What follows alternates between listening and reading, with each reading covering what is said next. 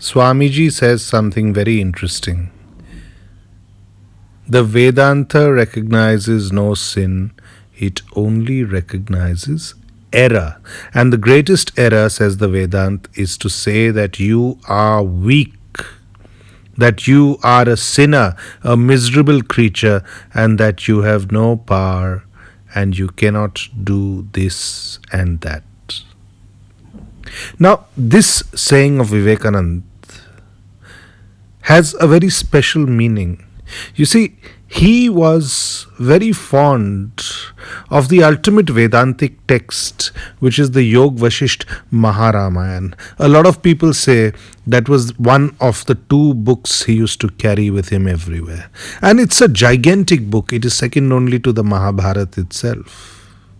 It is the very essence of Vedantic spirituality. It is essentially conversations between Sri Ram, the young boy, and Vasisht, the great rishi. Now, it is interesting because the Yog Vasisht Maharamayan asserts again and again this real Vedantic truth.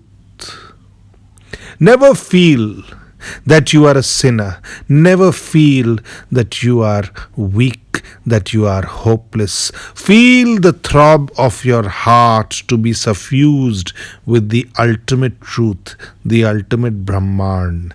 Because as you perceive, that becomes your reality. If you perceive yourself to be a sinner, if you perceive yourself to be small, you remain that way. And if you perceive yourself to be infinitely powerful, infinitely suffused with the truth of the higher, you become so.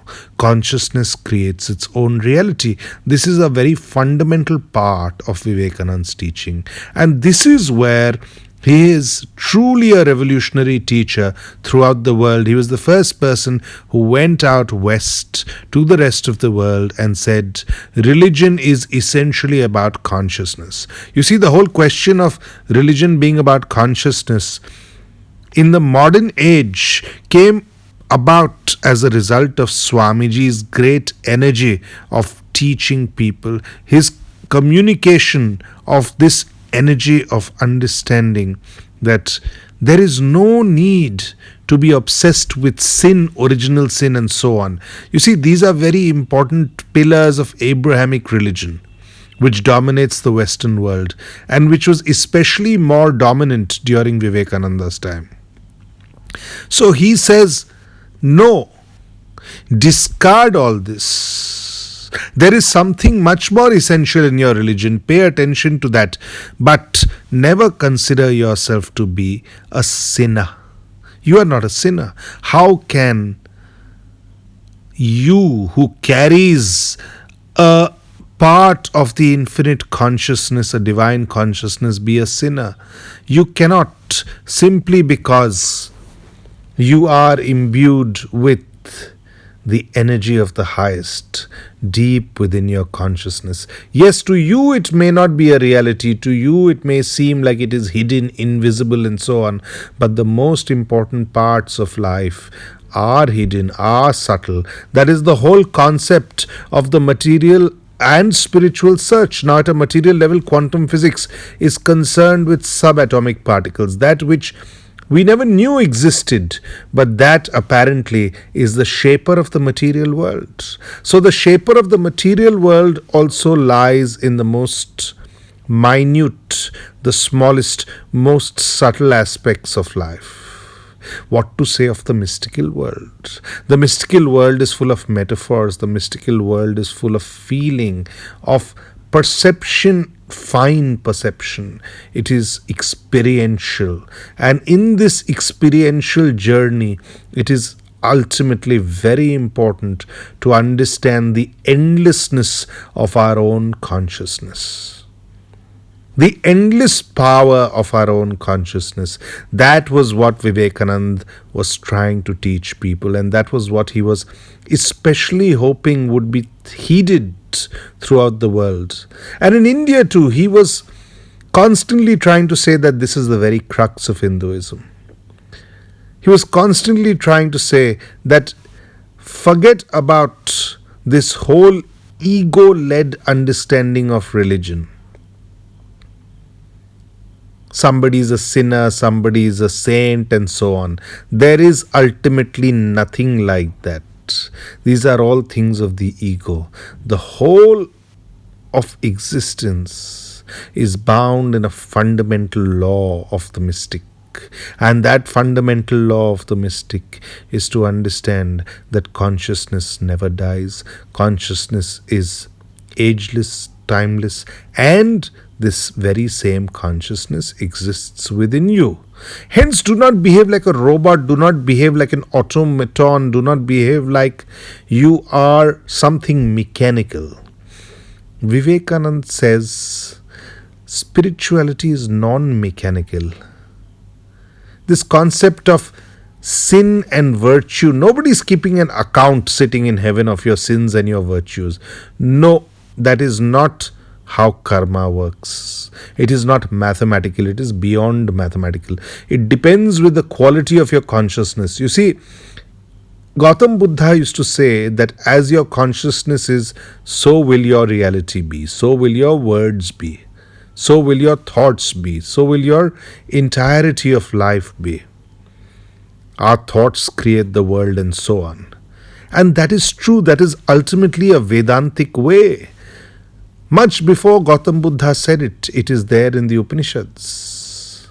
It is there in its virgin purity. This whole idea of simply going into yourself, pouring the energy of hope into your own being, and understanding that there is no need to condemn yourself about sin, about mistakes, and so on. Vivekananda says that this is error. It's simply an error in understanding.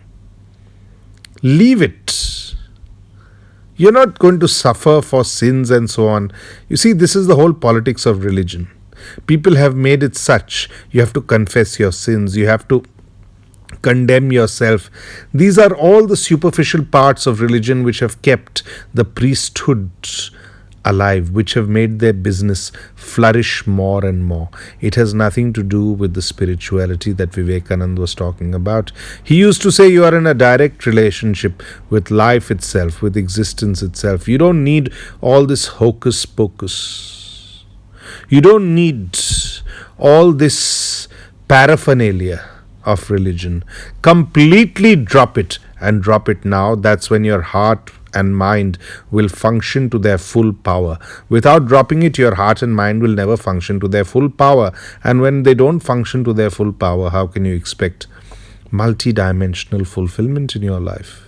And what is multi-dimensional fulfillment? It means the heart satisfaction, the mind satisfaction, our material satisfaction, our emotional satisfaction, our spiritual satisfaction. But as long as the seed of being a sinner is there, you can never feel the bliss. You have to rid yourself. The problem is, throughout our life we've been told we are doing something wrong. In school we were made to feel ashamed of the wrong we did. At home often we are made to feel ashamed of something wrong we did. Maybe by relatives, maybe by friends, and so on. And this whole complex has gotten deep into people. Now, it is not just a complex which affects us at an individual level.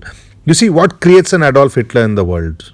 It is this sort of guilt feeling, it is this sort of inadequacy, this inferiority feeling. So an Adolf Hitler who has been rejected by art college, who has been rejected by a lover and so on, feels inadequate and hence takes almost a revenge into the world. He's an unhealthy mind which has gone into politics, which has gone into dominating the world just because of these internal complexes. Feeling that something is lacking within, feeling that he has not been fulfilled in his life. And Vedanta takes you on another path. It says it no matter whether you hold a position of power in your life, what riches you have, all that is ultimately irrelevant. What matters is the profound depth of your heart, the profound depth of your soul, the music of your soul, the intense poetry of your soul. That gives you stillness, that gives you bliss, that gives you internalized joy. So be like that Vedantist, that Rishi who can go over, cross over all these concepts of duality.